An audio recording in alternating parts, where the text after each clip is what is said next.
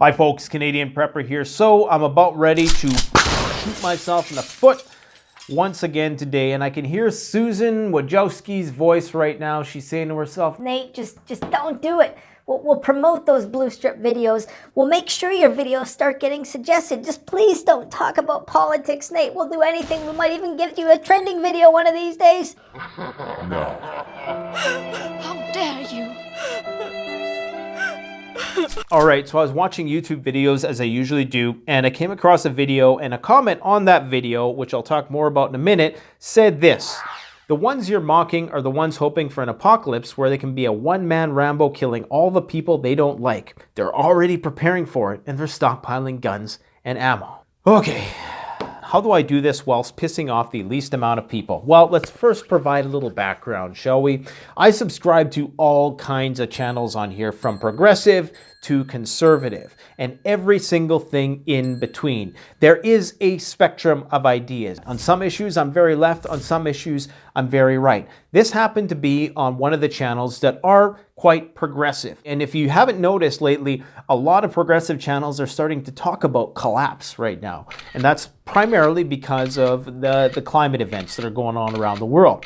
Now, I personally have stuck my neck out within this neck of the woods, sorry to mix and match metaphors there, but I've stuck my neck out in the preparedness community as one of the few voices of people who's very vocal about the fact that the climate's heating up and we may be approaching a point of material scarcity, okay? Material scarcity, not collapse due to a faulty economic paradigm, not collapse due to the fact that we can't get along, but actual material scarcity is the scariest type of collapse scenario, because that's a collapse in which it doesn't matter what the government does. It doesn't matter how we revamp our economy or anything like that. We're talking about there's not enough raw materials and resources and food to go around to feed and provide for everybody. And thus people are going to start fighting, or you're going to see true austerity, and it's going to be doled out at the hand of a gun. This is why the climate collapse scenario is the scariest,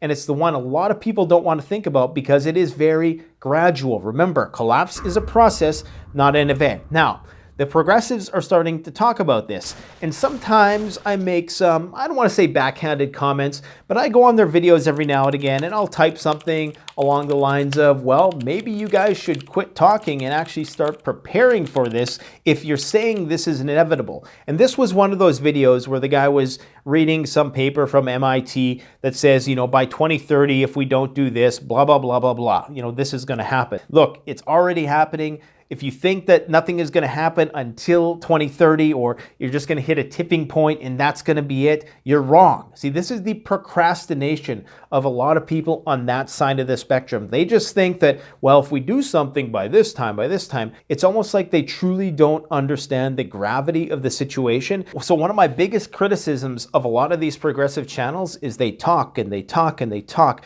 but they're not doing anything practically in the real world. A lot of them anyways, or at least they're not open and vocal about it enough. And if they are doing it behind the scenes, great. Why not share that with your audience once in a while? If you truly do believe that this is happening, which science says it is, if you truly think it's happening, then do you think sitting there arguing about cultural issues all day, every day, and I'm not downplaying the importance of that, there's a time and place for that, but perhaps you should be pairing that to some degree or another, or at least directing your audience to resources that they can get information on. How are you going to live a self-reliant lifestyle? Because again, if what you're saying is true, that has huge implications. And I'm not saying you need to come out and be really alarmist about, oh, the end is nigh and all this stuff. But no, if you truly believe what the science is saying, then whether or not we make these changes by 2030 at all, there are still going to be massive changes as a result of the lag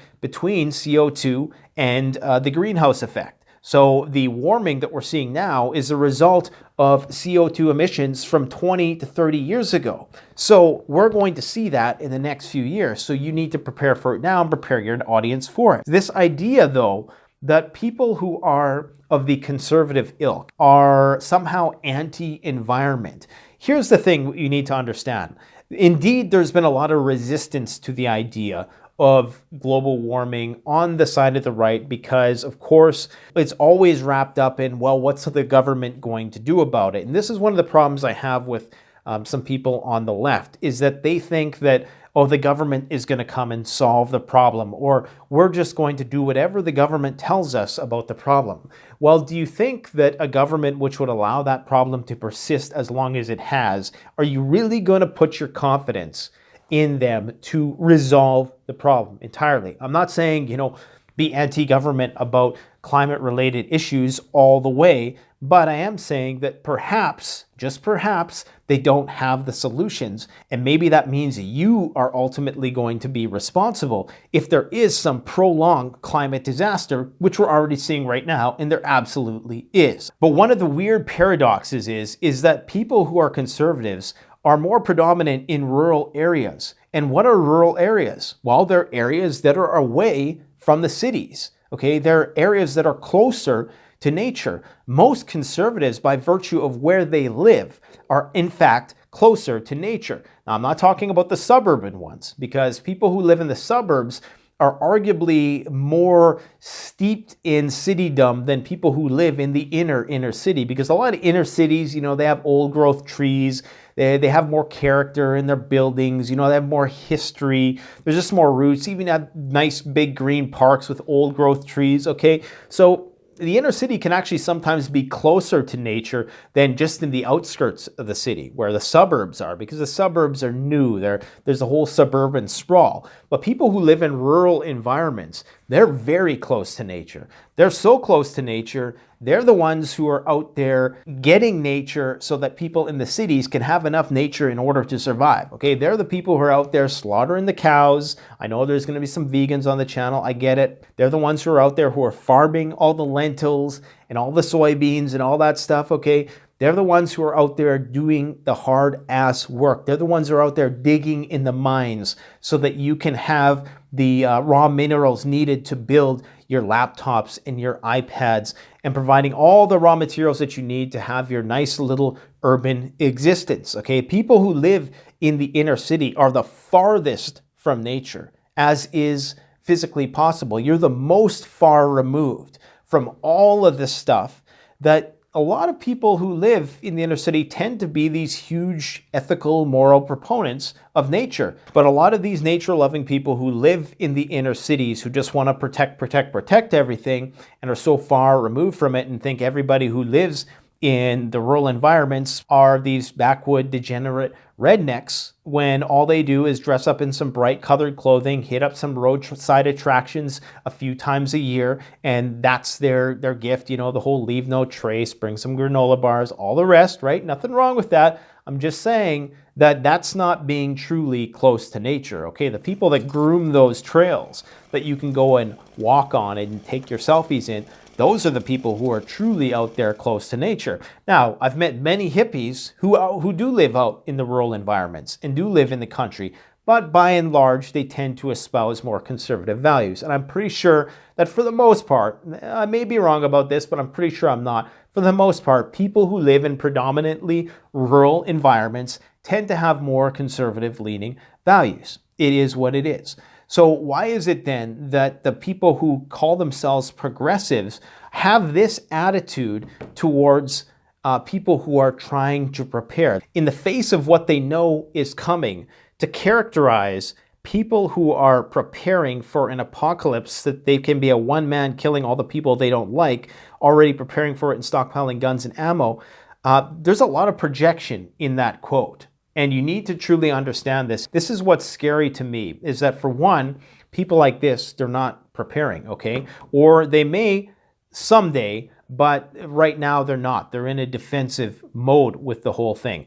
But this is pure projection right here, because I can tell you when things come down to the wire, okay, all of these people who have actually done their homework and prepared, and look, I'm not saying there's not a crazy one or two in the bunch. There definitely is a lot of crazy unhinged preppers out there. And all I would say is just stick to prepping, and by and large, stay away from politics altogether if you can. Politics and prepping, personally, I don't think don't mix. And that's why I'm trying to be very balanced in how I present this issue today. And I hope it's coming off like that, but we know we're going to piss a few people off anyways, because some people just love to be pissed off. But it's very important that these progressive people who have these opinions do not demonize preparedness. Do not throw the baby out with the bathwater, because indeed, preparedness in its broadest sense, in the self-reliant homesteading sense, is the only thing that's going to act as a protective barrier between you and what is coming. The biggest problem with this kind of projection is that you disempower yourself.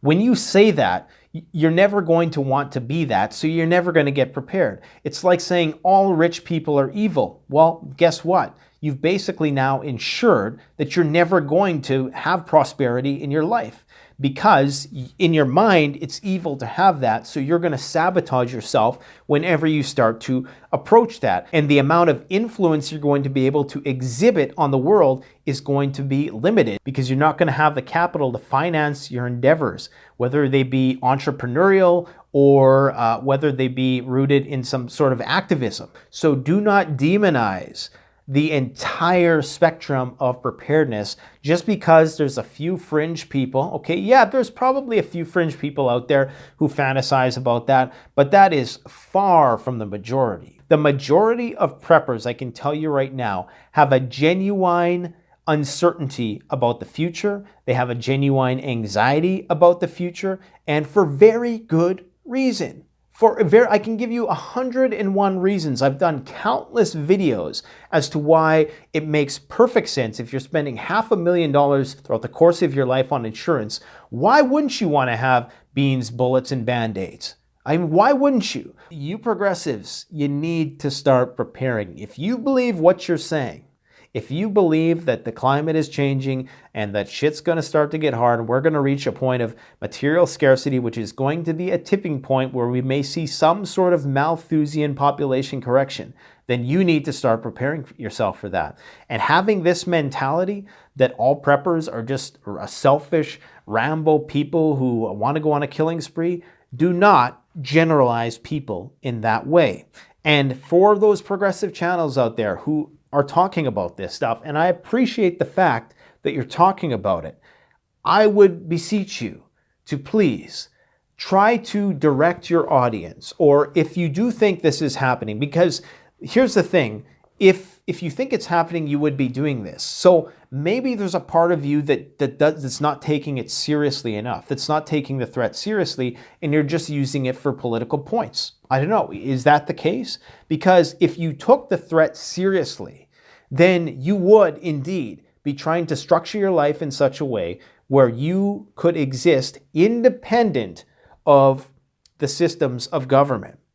Not because you're necessarily anti-government, okay? We understand that some things need to be centralized, but a lot of people, especially when you live your life in the university, and trust me, I spent 10 years in a university. I know how it is, okay? Doing research, going to school, blah, blah, blah.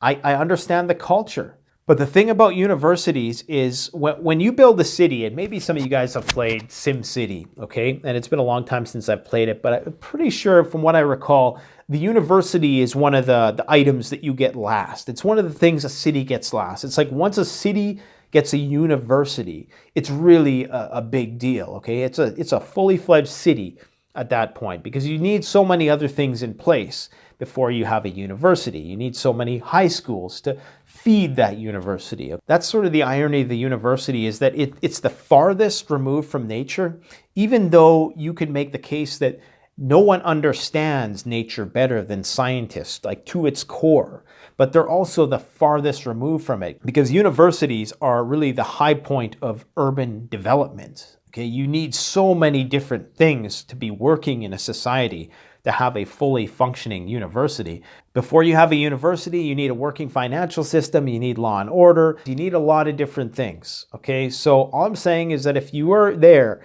in the shelter of your university making these sort of comments on YouTube videos, you need to ask yourself, what are you going to do? What are you gonna do if and when this scenario unfolds in the way that many scientists are predicting it's going to? What are you going to do? Who are you going to rely on? Is it actually going to be you, the person who is unprepared for the austere times ahead, that is going to be John Ramboing people for their stuff? And if you do think that sadistic psychopath